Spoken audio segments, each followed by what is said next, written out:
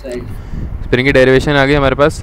W को load से बोलेंगे, दो स्प्रिंग यूज़ करेंगे तो डेल्टा वन जो है डिफ्लेक्ट मतलब change in length of spring one, और ये change in length of spring two आ गई। स्टिफनेस आ गई जो F is equal to K X होता है, वो वाला स्टिफनेस के वन के टू आ गया। हमें याद रखना जब भी स्प्रिंग इस तरह लगे हुए होंगे सीरीज़ में, तो जाहिर सी बात है यहाँ से जब हम वेट डालेंगे तो टोटल चेंज इन लेंथ बराबर क्या होगा, चेंज इन लेंथ मतलब x1 प्लस x2 हो जाएगा ना। मतलब अगर मैं इसको दबाऊंगा तो ये भी चेंज होगा और ये भी चेंज होगा। मतलब जैसे अगर इसका k1, दोनों का k1 अगर सेम है, समझो 1 है, तो अगर मैं यहाँ पे फोर्स लगाऊंगा तो ये भी 1 मीटर नीचे आएगा, ये भी 1 मीटर नीचे आएगा, तो टोटल कितना आ गया 2 मीटर। तो हमारे पास ये बनता है x total change is equal to delta 1 plus delta 2।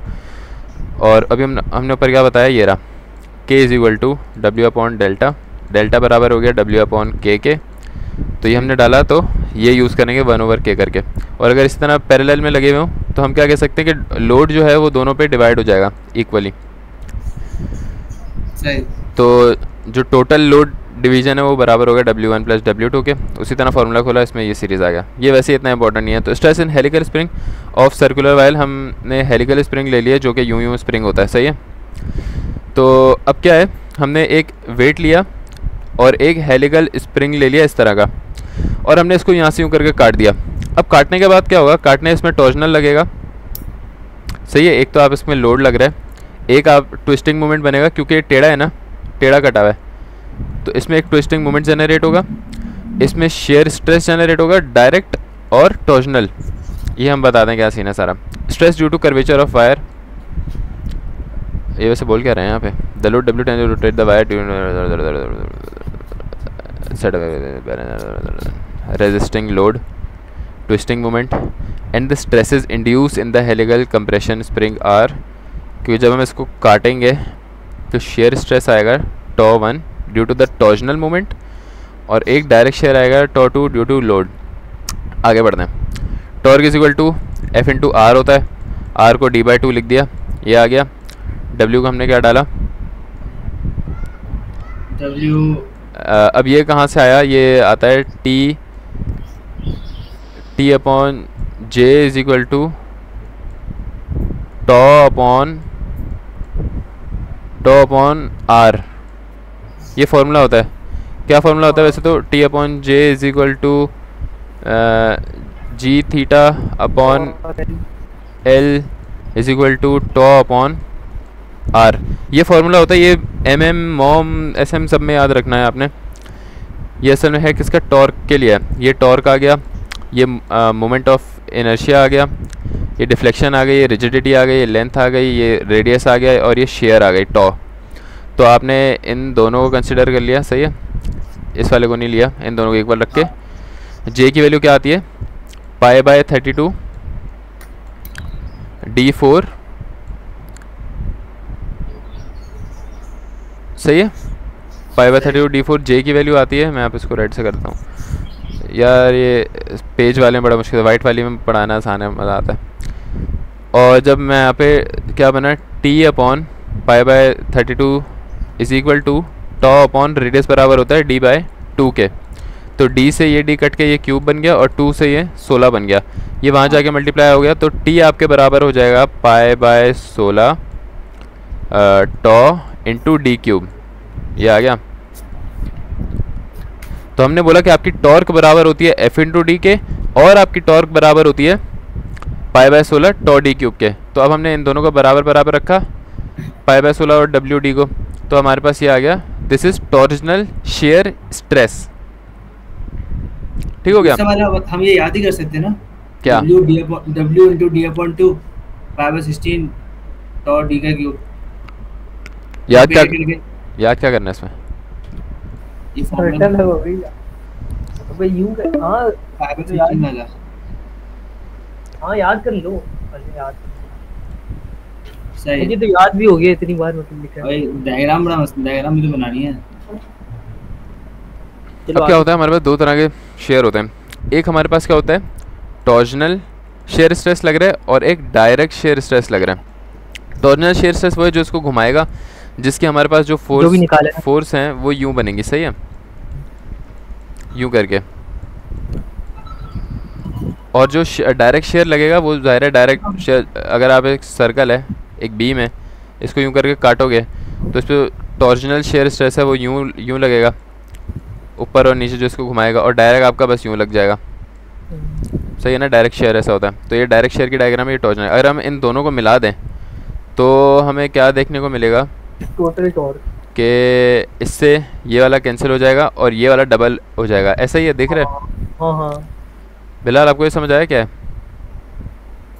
हाँ हाँ। अगर एक ही चीज़ में दोनों जनरेट हो रहे हैं तो मैं ये दोनों तो सिर्फ सेपरेट करने के लिए दिखाए हुए हैं ना, टॉर्जनल और डायरेक्ट। अगर ये दोनों साथ साथ हो रहे हैं तो अगर मैं इन दोनों को मिलाऊंगा तो ये कैसा बन जाएगा, ये बन जाएगा ऐसा।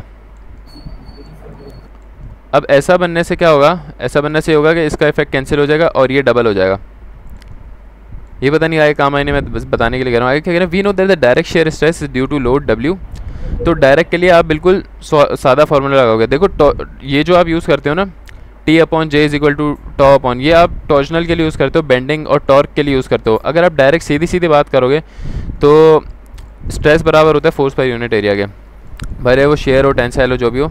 तो यहाँ पे आपने लोड अपॉन एरिया π/4d² रखा और यहाँ से आपके पास ये आ गई डायरेक्ट शेयर स्ट्रेस। अब क्या कह रहे हैं, द रिजल्टेंट क्या है, ज़ाहिर है दोनों का प्लस होगा। प्लस माइनस वाली ये छोड़ो, ये भी छोड़ोगे मसला, ये वही मैंने बता दिया कि ये डबल हो जाएगा। इसमें कोई इतने मसले वाली बात नहीं है, ये इम्पॉर्टेंट नहीं है भाई। ज़ाहिर है टोटल स्ट्रेस किसके बराबर होगा, टोटल। ये लोग कह रहे हैं भाई दो तरह के स्ट्रेस लग रहे हैं, एक टॉर्जनल एक डायरेक्ट। तो मैं बोलूँगा भाई टोटल किसके बराबर होगा, टोटल बराबर हो गया टॉर्जनल प्लस डायरेक्ट के। ऐसा ही है। एक हमारे पास, अब एक मिनट आवाज़ आ रही है? आ रही। अच्छा, एक हमारे पास टॉर्जनल शेयर स्ट्रेस लग रहा है और एक हमारे पास डायरेक्ट शेयर स्ट्रेस लग रहा है। तो टोटल कितना हो गया, दोनों को प्लस कर दिया, ये रहा, दोनों को प्लस कर दिया तो हमारे पास बन गई ये। बहुत सिंपल चीज़ें कॉम फायर रैकेट। अच्छा अजामी, जो आपने पहले करा थे सीरीज वाली, वो भी जो छोटी है वो आ सकती है यार? मेरे ख्याल से तो नहीं आएंगी। नहीं वो नहीं आएगी, वो तो बस समझाने के लिए वार्म अप कर रहे थे। हाँ यही है, स्ट्रेस और डिफ्लेक्शन की मेन है।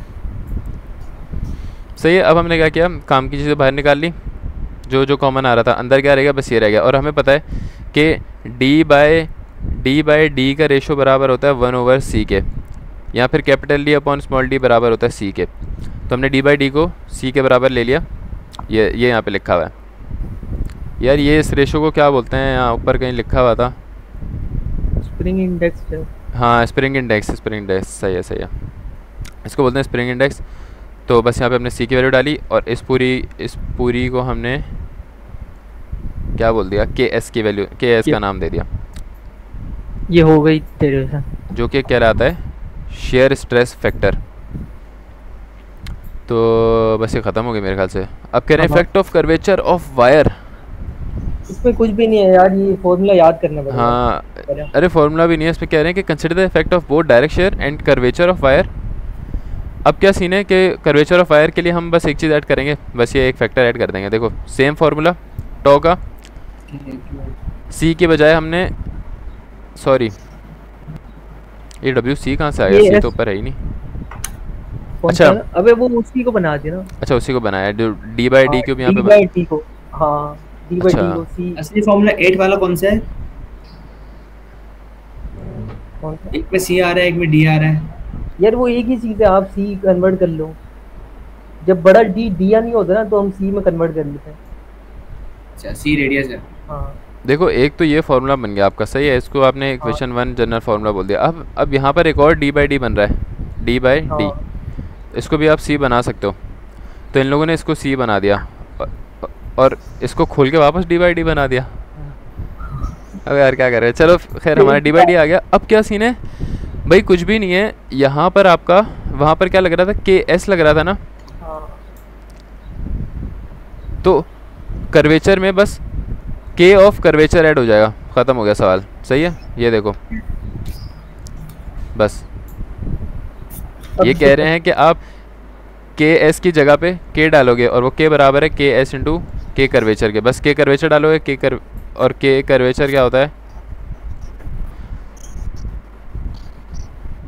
और वो उन दोनों का जो मल्टीप्लिकेशन है वो इसके बराबर हो जाएगा।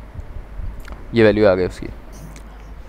ये डिफ्लेक्शन वाली की अलग वाली है, कोई दूसरी डेरिवेशन? यार ये इफेक्ट हाँ। ऑफ ये कर्वेचर के लिए फॉर्मूला है ना। नहीं वो नीचे वाली पूछ रहा है। ये अच्छा डेरिवेशन है। अच्छा चलते हैं आगे।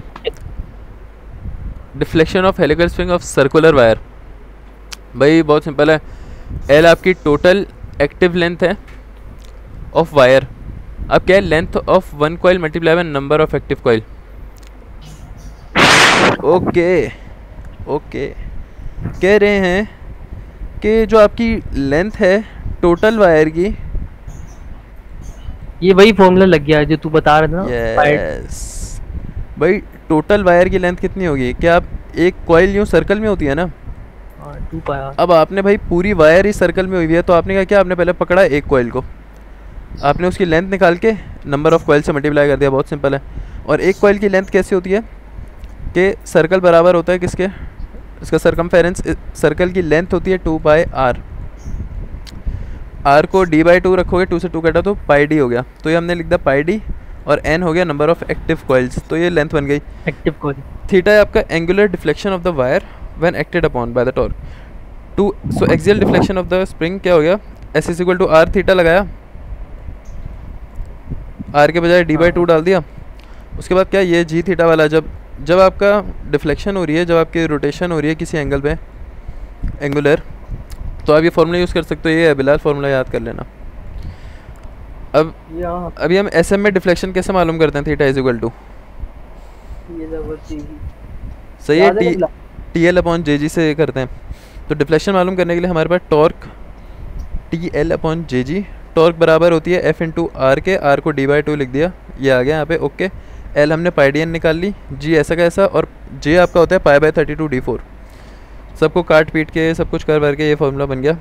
अब क्या हो रहा है, S is equal to R theta, theta की वैल्यू डाल दी, तो S इज इक्वल टू ये बन गया, सही है। और इसकी जगह d/d को आपने C लिख दिया, क्योंकि 3 d/d बन रहे हैं, तो C³ डाल दिया, नीचे d ऐसे ही आ गया, ईजी हो गई। यहाँ स्टिफनेस हमने क्या ऊपर पढ़ी थी अभी कि F is equal to KX होता है ना, स्प्रिंग, ये हुक्स लॉ होते हैं, स्प्रिंग कांस्टेंट पता नहीं क्या होता है, तो W is equal to KL, ये हमने असाइन किए हैं, तो K बराबर हो गया W अपॉन डेल्टा के। और हमें ये पता है कि K बराबर होता है,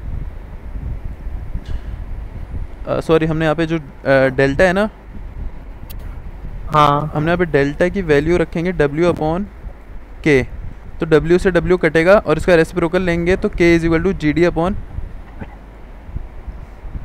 हाँ ऐसा ही है। लेकिन मैं ये देख रहा हूँ यहाँ पे C जो है, C कहाँ गया? नहीं W को जहाँ ले आए हैं पता। अच्छा, हमने W यहाँ पे डाल दिया, W को इस तरफ लेके वो K बना दिया। ये हमने डेल्टा की वैल्यू डाल दी यहाँ पे, जिससे डेल्टा की वैल्यू ये आ रही है ना, S की value, S is equal to R theta. तो अगर हम ये S की वैल्यू है और ये वैल्यू हम यहाँ ला के रख दें, तो सब कुछ सेम रहेगा।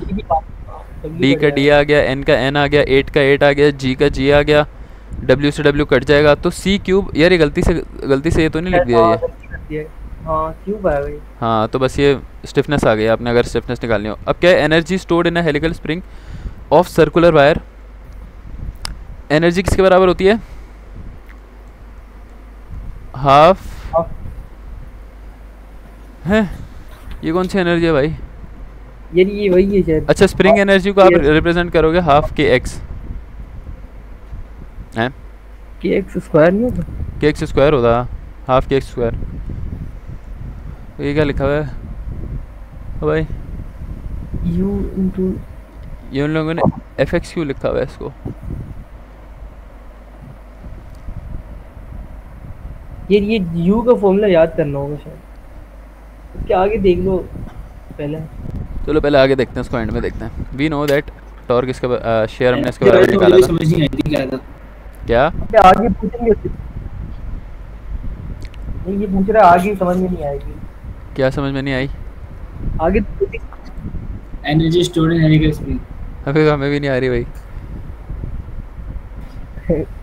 इससे फार्मूला ही पता नहीं। नहीं आगे तो सिर्फ पुटिंग और कटिंग हो रही है, ये जो मेन फॉर्मूला है ना बस ये याद करना। W वाला ना, U वाला, U इक्वल टू हाफ। चलो ये तो देखते हैं ना क्या है, पहले आगे सॉल्व करें। शेयर इसके बराबर होता है, इसको हमने W वहाँ ले गए तो W बन गया, और डेल्टा इज इक्वल टू, ये कहाँ से आया, ये आया ऊपर से, ये वही जो ऊपर निकाला है। हाँ ये रहा, सही है, डेल्टा इसके बराबर होता है। तो यहाँ पर हमने क्या किया, C को खोल दिया, और C को खोलने के बाद हमने इस फॉर्मूले में डेल्टा और W जो ऊपर निकाले, इन दोनों की वैल्यू डाली, काट पीट के भाई फुल काटा पीटी चल रही है, ये बन गया। इसके बाद क्या किया हमने कि पाई dn को अलग कर दिया, पाई बाय 4, और वी कैन राइट एज के, अच्छा इन कुछ फार्मूले बनाने के लिए हमने यहाँ पे 1/16 को 4/4 में ब्रेक किया, तो यहाँ पे हमने 4 ये रहा, यहाँ पे 4 ये दोनों 16 बन जाएंगे। पाई यहाँ से पाई डी एन अलग किया, और पाई बाय 4 डी स्क्वायर का मतलब एरिया को अलग किया और लेंथ को अलग किया, जो कि आगे शायद बन गया है वॉल्यूम। ओके, तो ये वॉल्यूम आ गया, सही है, बताया मैंने बस वो फर्स्ट वाला फॉर्मूला जोड़ा है बस ना, ये ख़त्म हो गया। फर्स्ट वाला फार्मूला क्या देखते हैं कैसे बने। तो भाई ख़त्म हो गया डेरिवेशन यहाँ पे, ये देखते हैं यहाँ पे ये कैसे बना है। ये कहना है the spring are used for the storing energy which is equal to the work done by some external law. Work done is equal to, work done किसके बराबर होता है, F into D। अच्छा F इंटू डी। तो अब energy किसकी equal होता है, एनर्जी भी इसकी इक्वल होता है वर्क डन के। हाँ वैसे F इंटू डी तो सही बन रहा है, W इंटू डेल्टा बन गया, हाँ। लेकिन ये 1/2 जो आ रहा है ना, ये बड़ा तंग कर रहा है। ये भी हाफ अच्छा ये एम वी स्क्वायर, अबे अजान क्या F into R होता है ना, और R क्या है, F/2 है ना, आर क्या है, F/2। आर F/2 है, हाँ ये मतलब डिफ्लेक्शन वाला है S/2। S/2 हाँ जैसे हमने अभी किया था ना, हैं। हाँ हाँ ये यहीं से बना है। अरे अबे ये इधर से ही बना है, मुझे याद आ गया है ना। R is equal to S/2, अभी S पहले is equal to R θ/2, जहाँ शायद लिया हो, वो कह रहे हो, कहाँ लिया भाई, डिफ्लेक्शन कहाँ पड़ी है हमने, ये रहा F is equal to D/2। S is equal to theta D/2। तो हमने R के बजाय किसी तरह D/2 लिखना है, हैं? हाँ तो डायमीटर और चेंज में तो फ़र्क है ना। यार ये बंद तो मुझे लग रहा है वहीं से रहा है। हमने हमने R के बजाय किसी तरह डेल्टा/2 लिखना है। D/2 हाँ ये